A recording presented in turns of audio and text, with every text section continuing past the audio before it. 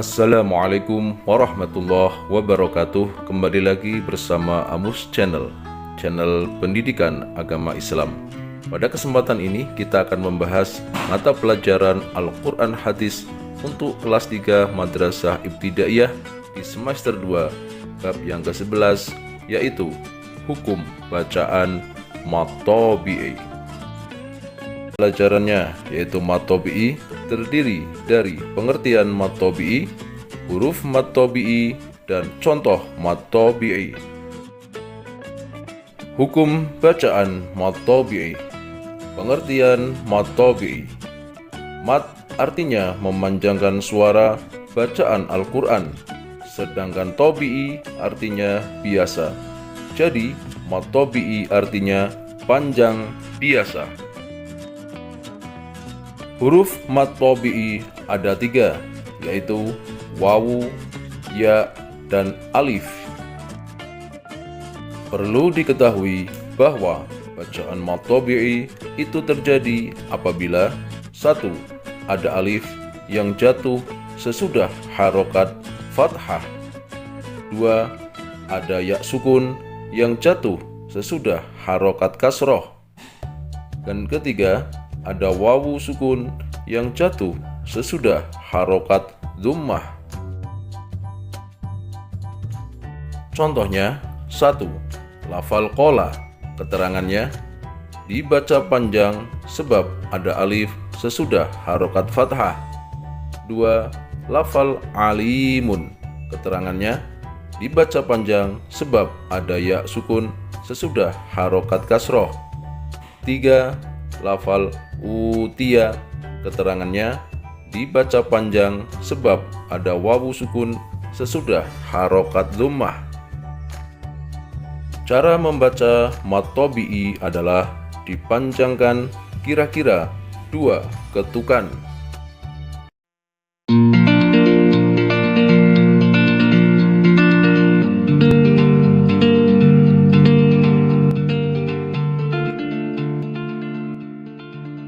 Assalamualaikum warahmatullahi wabarakatuh. Pada kesempatan kali ini kita akan membahas mata pelajaran Al-Quran Hadis untuk kelas 3 Madrasah Ibtidaiyah bab yang ke-7, yaitu Quran Surat Al-Kafirun. Membaca Al-Quran Surah Al-Kafirun. Bacalah surah Al-Kafirun berikut ini dengan suara yang fasih dan indah. Ikutilah petunjuk dari guru kalian dengan baik. Ayo melafalkan surah Al-Kafirun dengan benar.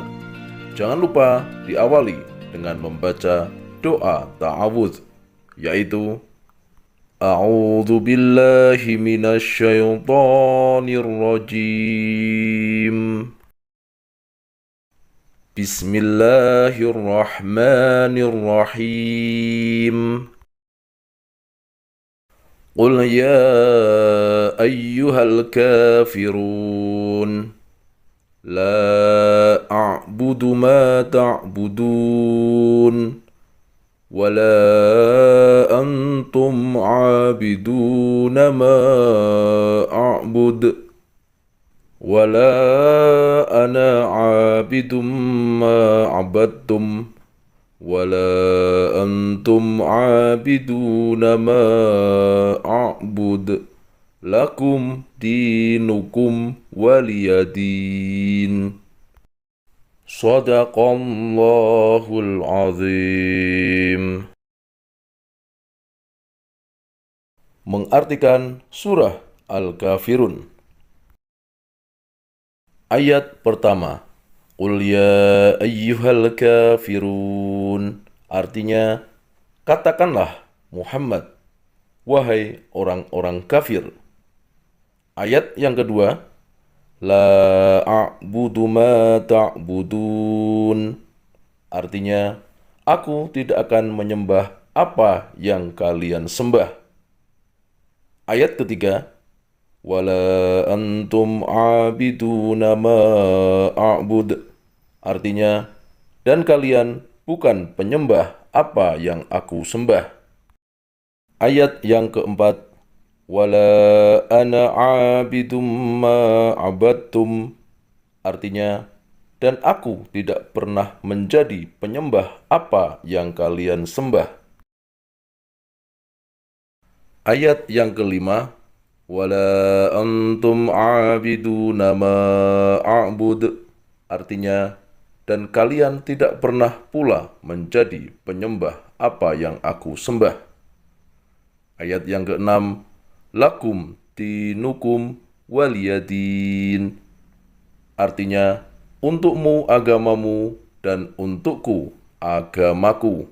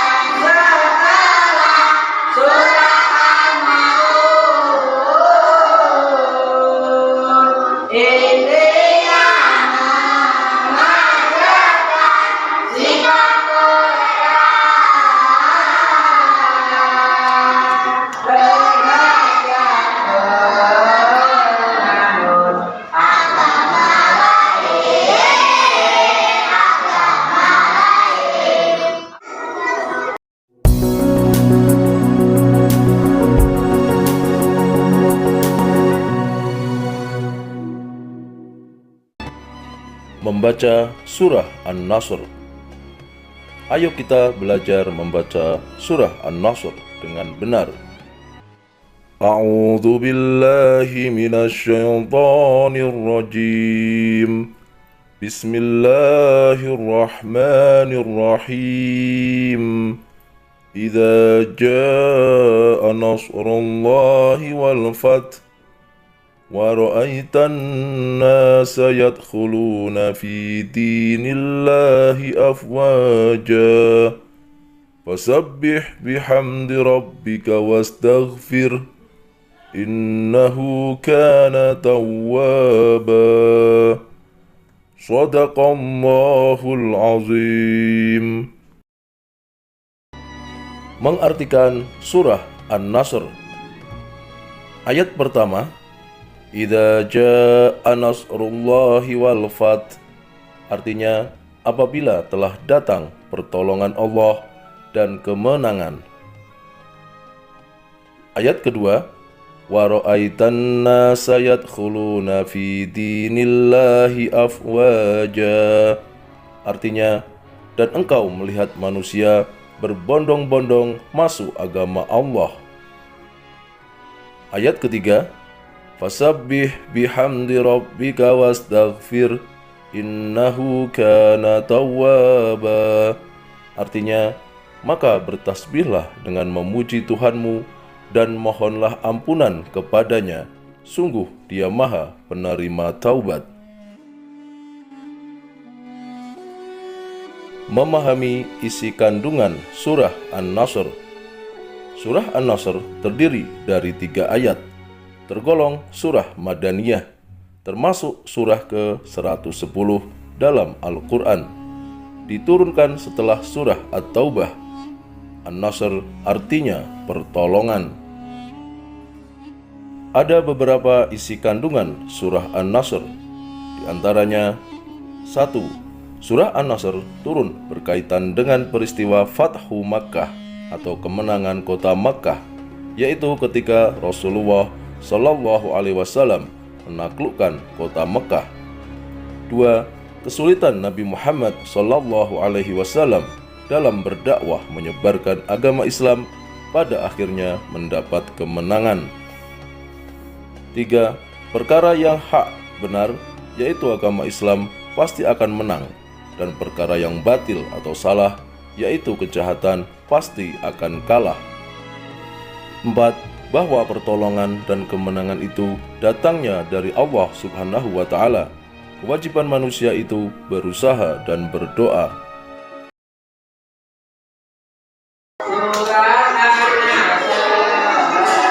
Artinya apa? Jumlah ayatnya ada berapa? Turun setelah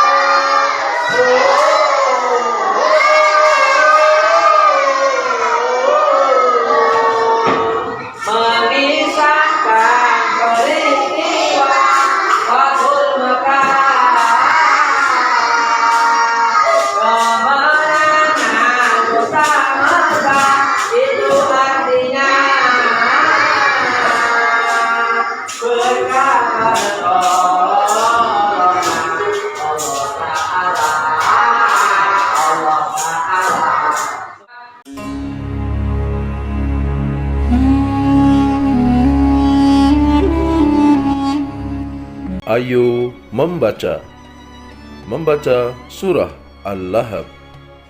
Mari membaca surah Al-Lahab dengan suara yang keras dan jelas. Perhatikan bacaan qalqalahnya, yaitu bacaan dengan suara memantul. Untuk itu, ikuti petunjuk guru kalian. Jangan lupa diawali dengan membaca doa ta'awudz, yaitu A'udzu billahi minasy syaithanir rajim. Bismillahirrahmanirrahim. Tabbat yada abi lahabin wa tab. Ma aghna anhu maluhu wa ma kasab. Sayasla naran dhata lahab. Wa imra'atuhu hammalatal hatab. Fi jidha hablum min masad. Shadaqallahul azim. Mengartikan surah Al-Lahab. Ayat pertama, Tabbat yada abi lahabi wa tab.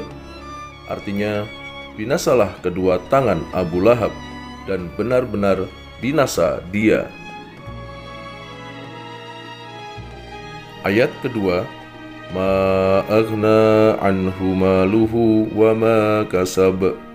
Artinya, tidaklah berguna baginya hartanya dan apa yang dia usahakan. Ayat ketiga, Sayasla naran dzata lahab. Artinya, kelak dia akan masuk ke dalam api yang bergejolak, neraka. Ayat keempat, Wa imra'atuhu hammalatal hatab. Artinya, dan begitu pula istrinya, pembawa kayu bakar, penyebar fitnah. Ayat kelima, Fi jidha hablum mim masad. Artinya, di lehernya ada tali dari sabut yang dipintal.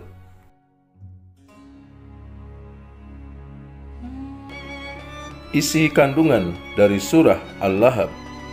1. Surah ini disebut surah Al-Lahab dikarenakan di dalam surah Al-Lahab ini menceritakan tentang paman Nabi Muhammad SAW yang bernama Abu Lahab. Abu Lahab ini nama aslinya Abdul Uzza. Dia selalu menentang dan mengganggu dakwah Nabi dalam menyebarkan agama Islam. Dia dibantu oleh istrinya yang bernama Arwa.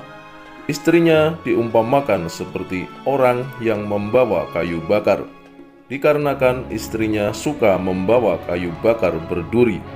Dia meletakkannya di sepanjang jalan yang dilalui Nabi untuk menjebak beliau dan gemar menyebar fitnah kepada Nabi Shallallahu Alaihi Wasallam dan pengikutnya. 2. Oleh sebab itu, Abu Lahab dan istrinya keduanya akan celaka dan masuk neraka. Harta bendanya dan juga hasil usaha-usahanya tidak bisa menyelamatkan dirinya dari siksa Allah Subhanahu wa Ta'ala. 3. Bentuk azab atau siksa yang akan diterimanya di neraka sesuai dengan perilakunya sendiri. Di lehernya ada tali dari sabut yang dipintal.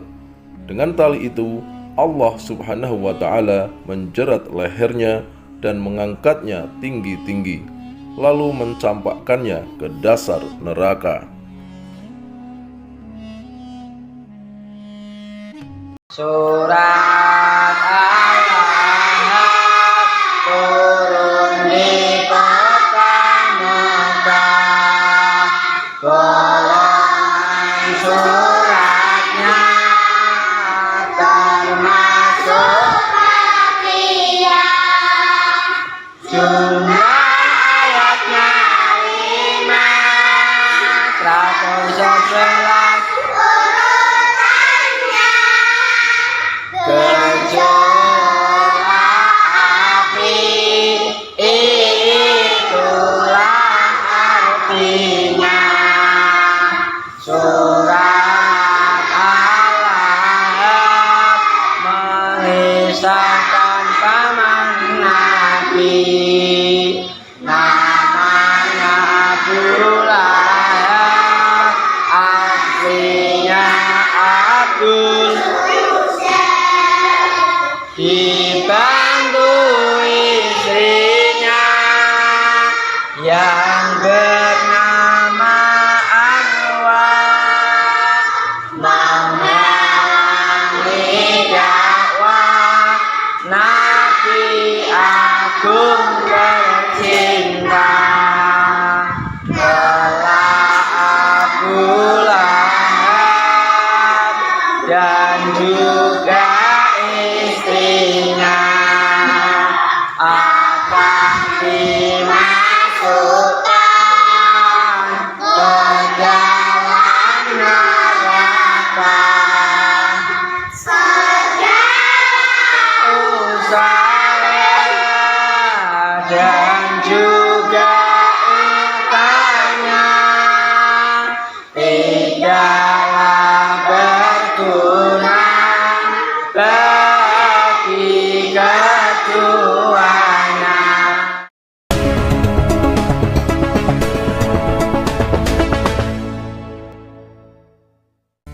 Hadis tentang persaudaraan.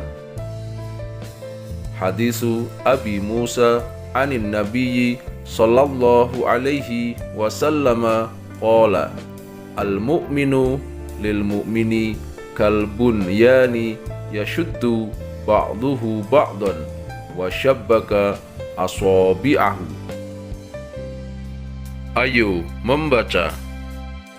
Dan al-mu'minu lil mu'mini kal bunyani yashuddu ba'duhu ba'dan wa syabbaka asabi'ahu. Kita ulangi sekali lagi. Al-mu'minu lil mu'mini kal bunyani yashuddu ba'duhu ba'dan wa syabbaka asabi'ahu. Ayo artikan. Al-mu'minu, orang mukmin, lil mu'mini, dengan orang mukmin yang lain, kal bunyani, seperti sebuah bangunan, yashuddu, menguatkan, ba'duhu, yang sebagiannya, ba'don, sebagian yang lain, wa syabbaka, Lalu Nabi Shallallahu Alaihi Wasallam mengeramkan asobi'ahu, jari-jarinya. Kita ulangi sekali lagi. Al-mu'minu, orang mukmin, lil mu'mini, dengan orang mukmin yang lain, kal bunyani, seperti sebuah bangunan, yashuddu, menguatkan, ba'duhu, yang sebagiannya, ba'don, sebagian yang lain, wasyabbaka, lalu Nabi Shallallahu Alaihi Wasallam mengeramkan asobi'ahu, jari-jarinya. Al-mu'minu lil mu'mini kal bunyani yashuddu ba'duhu ba'don wasyabbaka asobi'ahu. Orang mukmin dengan orang mukmin yang lain seperti sebuah bangunan yang sebagiannya menguatkan sebagian yang lain. Lalu Nabi Shallallahu Alaihi Wasallam mengeramkan jarinya. Dalam hadis tersebut juga dapat dipahami bahwa hendaknya orang Islam itu: 1. Harus saling hidup rukun tanpa permusuhan. 2. Saling membantu dalam meringankan kesulitan mukmin lainnya. 3. Saling tolong-menolong dalam kebaikan. 4. Selalu berbuat baik dan berakhlak mulia. Hikmah hidup dalam persaudaraan antara lain: 1. Menambah semangat dalam mengarungi kehidupan. 2. Menambah sumber kekuatan untuk bertindak. 3. Menambah erat hubungan antara yang satu dengan lainnya. 4. Menambah banyak teman.